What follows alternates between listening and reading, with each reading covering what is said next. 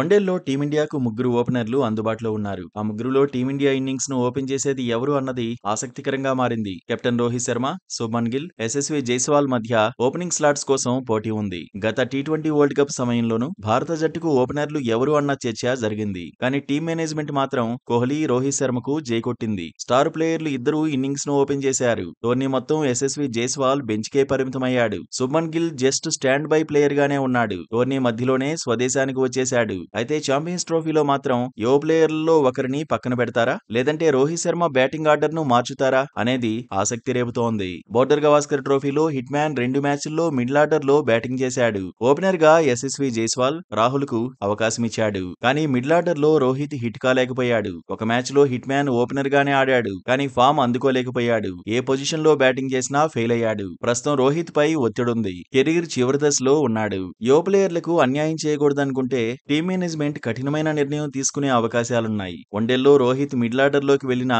ఆశ్చర్యపోనక్కర్లేదనే చర్చ ఉంది.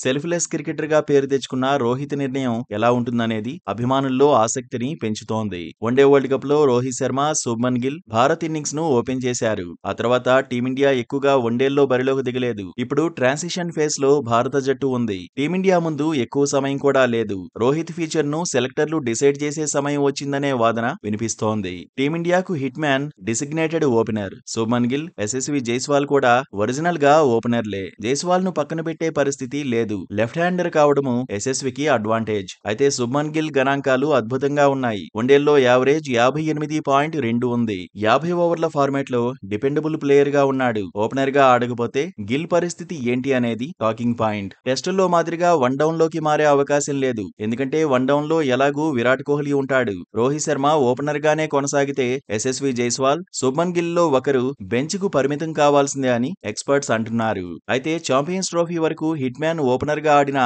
ఆ తర్వాత రిటైర్ అయ్యే అవకాశం ఉందని కొందరు మాజీలు చెబుతున్నారు. మొత్తంగా ఏం జరగబోతుందన్నది ఉత్కంఠ రేపుతోంది.